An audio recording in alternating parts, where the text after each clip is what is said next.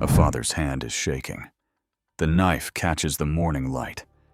On the altar in front of him, bound, lying on top of the wood, is his son. His only son. The boy he waited 25 years for.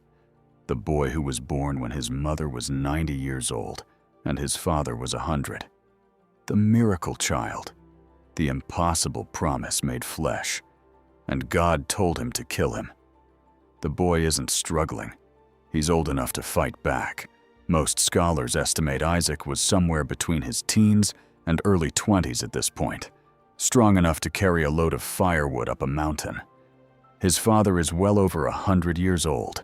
Isaac could have overpowered him without breaking a sweat. But he's lying there, willingly, and his father is standing over him with a blade. 3 days they walked to get here. 3 days of silence. 3 days of a father knowing what was waiting at the end of the road and not saying a word. But here's the question nobody asks about this story. Everyone focuses on the test. Was Abraham willing to obey? Would he go through with it? And yes, that's part of it. But there's something else happening on this mountain, something hidden in the geography, hidden in the Hebrew text, hidden in a pattern that won't fully reveal itself for another 2,000 years. And when you see it, this story stops being about obedience. It becomes something far bigger and far more devastating. To understand what's actually happening on that mountain, we need to go back to the beginning. Not the beginning of the Bible, the beginning of Abraham. Here's what we know. His name was originally Abram, and he was born in Ur of the Chaldeans, modern-day Iraq, around 2000 BC. He grew up in a polytheistic culture. His father Terah, according to Jewish tradition preserved in the book of Joshua, worshipped other gods. Abram was not raised in the faith of Israel. There was no Israel yet. He was just a man in Mesopotamia, surrounded by idol worship, when God spoke to him out of nowhere and said, "Leave. Leave your country. Leave your family. Leave everything you know. Go to a land I will show you, and I will make you into a great nation. Now put yourself in that moment. You're 75 years old. You have no children. You've lived your entire life in one place, and a God you've never heard of tells you to walk away from everything and go to a place he won't even name yet. Just go." And Abraham went. Genesis 12:4. 4 words. So Abram left. No debate, no negotiation, no 5-year plan. He packed up his wife Sarah, his nephew Lot, and everything he owned, and he walked into the unknown. But God made him a promise, a very specific promise. "I will make your offspring like the dust of the earth. Look up at the sky and count the stars, if indeed you can count them. So shall your offspring be, a nation, a legacy, descendants beyond counting." And it all depended on one thing Abraham did not have: a son. Therefore, Abraham waited, and waited, and waited, year after year after year. Sarah was barren. She had been barren their entire marriage, and every year that passed, the promise looked more impossible. Abraham was getting older. Sarah was getting older. Biology was working against them with every passing season. But Abraham tried to help the promise along, as Sarah offered her servant Hagar as a surrogate. Abraham agreed. Hagar gave birth to Ishmael, and for 13 years, Abraham believed Ishmael was the fulfillment of the promise, that this was how God was going to build a nation through him. But God said no, not Ishmael. Sarah will bear a son. Your wife, who is now 90 years old, will have a baby. And when Abraham heard this, Genesis 17:17 records his response. He fell face down and laughed. Not a laugh of joy, a laugh of absurdity. He was 100 years old. Sarah was 90. The idea was medically, biologically, physically impossible. But it happened. Genesis 21. Isaac was born. The name Isaac, Yitzchak in Hebrew, literally means he laughs. The child of the impossible promise, named after his father's disbelief. Every time Abraham said his son's name, and he was reminded that God does what God says he will do, regardless of what seems possible. And for a period of time, the text doesn't tell us exactly how long, Abraham had everything. The promised land, the promised son, the beginning of the promised nation. And then Genesis 22 opens with a sentence that is one of the most terrifying in all of Scripture. After these things, God tested Abraham. The word in Hebrew is nasa, and nasa doesn't mean what we typically mean by test in English. We think of tests as pass-fail evaluations. Did you get the right answer or not? But nasa is closer to refinement.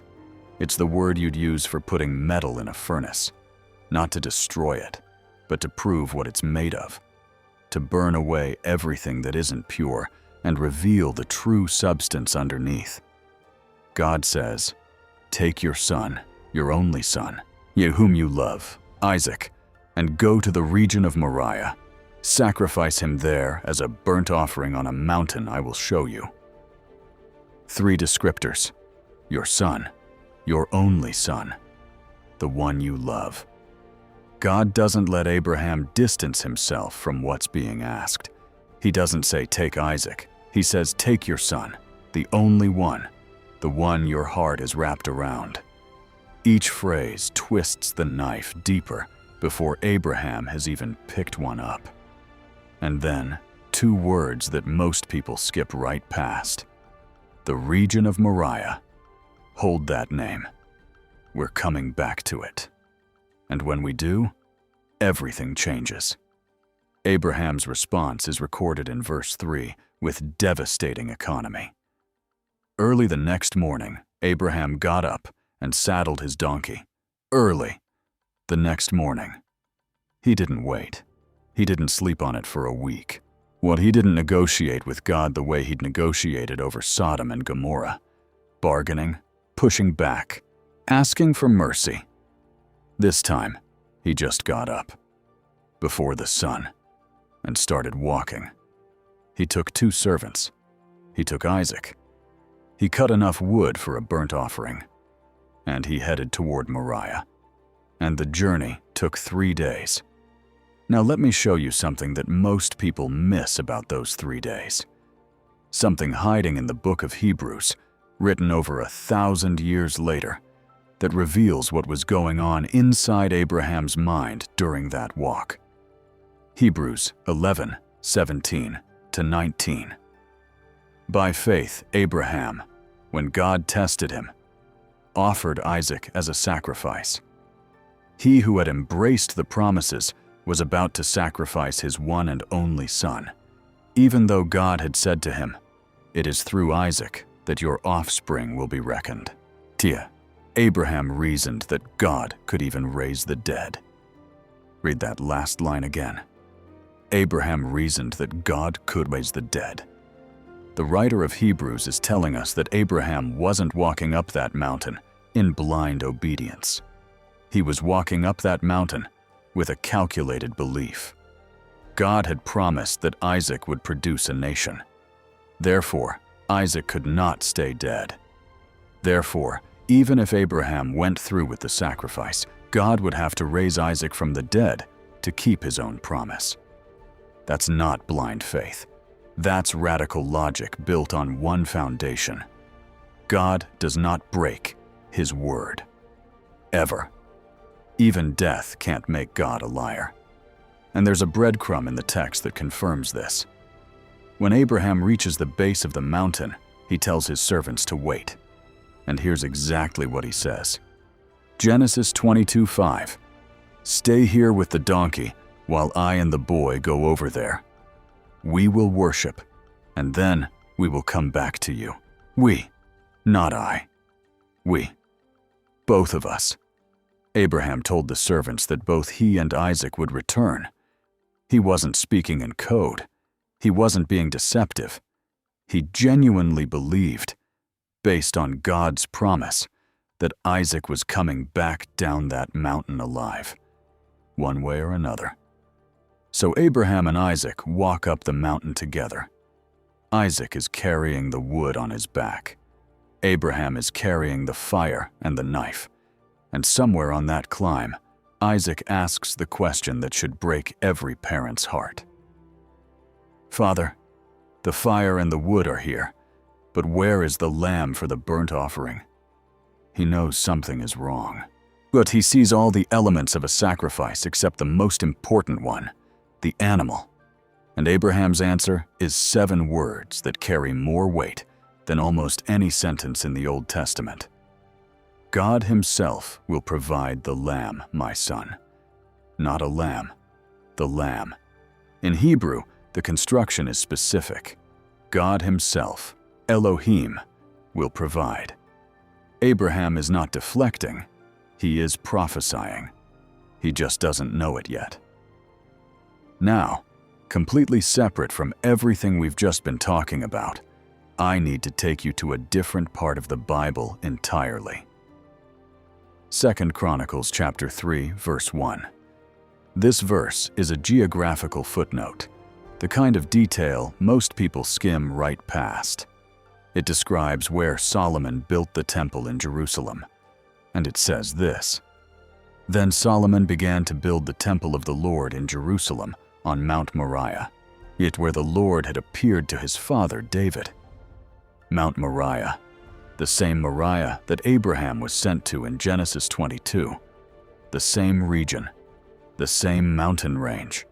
The place where Abraham nearly sacrificed his only son is the same place where the temple of God was built, the house where Israel would offer sacrifices for 1,000 years.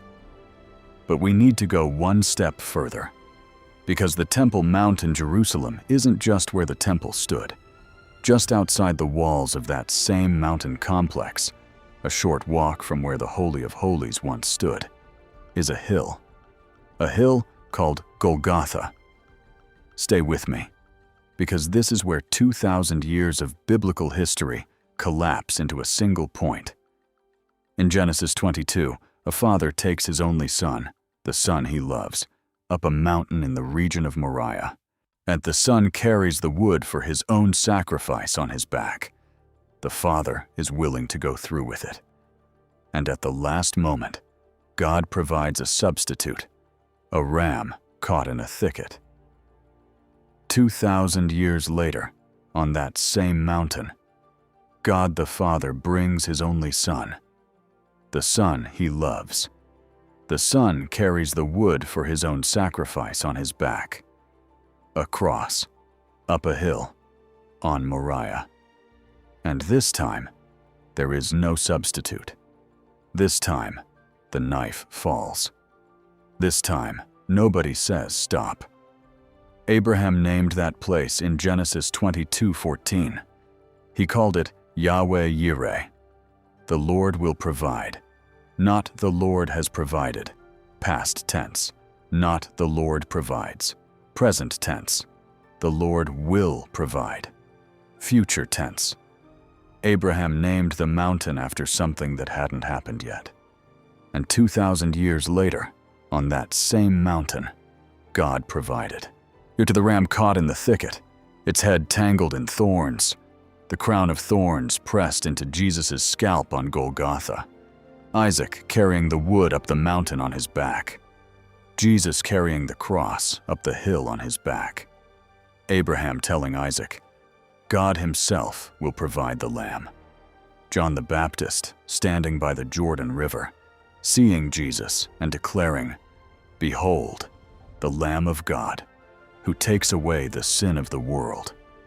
Abraham's 3-day journey, 3 days of considering his son as good as dead, and then receiving him back alive on the mountain. Jesus in the tomb, dead for 3 days, and then rising on the 3rd day. This was not a coincidence. This was a blueprint, drawn 2,000 years before the building was constructed, on the same piece of ground. Now go back to that mountain with everything you know, or go back to the moment Abraham raised the knife. Before this investigation, that moment looked like a test of obedience, a man proving he'd follow God's orders no matter the cost. But now you see something entirely different. Abraham wasn't just being tested. He was living inside a prophecy he didn't know he was part of. He was acting out, in real time, with real terror and real faith and a real blade in his trembling hand. The story that God himself would walk through 2 millennia later. Except when God walked through it, there would be no angel to stop it. No ram in the thicket, no last-second reprieve. Go back to Isaac carrying the wood. Before, it was a logistical detail. Someone had to carry the firewood. Now it's a preview of a Roman cross being carried up a hill by the man who would die on it. It written into the text centuries before crucifixion was even invented as a method of execution. And remember what Abraham told his servants, "We will come back to you." He used the plural because he believed God would raise Isaac from the dead if necessary. That wasn't just faith. That was a shadow of the resurrection. Abraham expected his son to die and come back. And on that same mountain, 2,000 years later, someone's son did. We walked into this story thinking it was about a father's willingness to obey a terrifying command. And it is that. It absolutely is. But it's also something far bigger, far more intricate, and far more devastating. Because in the Genesis version of this story, God stops the sacrifice. He sends an angel. He provides a ram. He says, "Now I know." And Abraham hugs his son, and they walk down the mountain together. But in the Golgotha version, no angel comes. No voice from heaven says stop. No substitute steps in. God watches his son die. And the question that Genesis 22 leaves floating in the air, could a father really go through with it, gets answered at the cross. Yes, he could. He did. The binding of Isaac was never just a test. It was a dress rehearsal for the most important event in the history of the world. God wasn't just seeing what Abraham was made of. He was showing Abraham, and showing all of us, what he was willing to do. The father who told Abraham to sacrifice his only son already knew that one day he would sacrifice his own, on the same mountain, for the same reason. Because the promise required it. Well, because the redemption of everything that had ever gone wrong, from the garden to the flood, to Babel, to Egypt, required a lamb, and God himself would provide one. Abraham raised the knife, and God said, "Stop." 2,000 years later, on that same mountain, God raised the cross, and nobody stopped him. Because this time, the lamb wasn't a substitute. The lamb was the point. If this investigation changed how you see Genesis, the story of Moses and the Passover takes this exact same pattern even deeper. A lamb, a firstborn son, blood on wood, and a rescue that mirrors the cross with a precision that will stop you in your tracks. I break the whole thing down right here, and if you haven't subscribed yet, we do this every single week.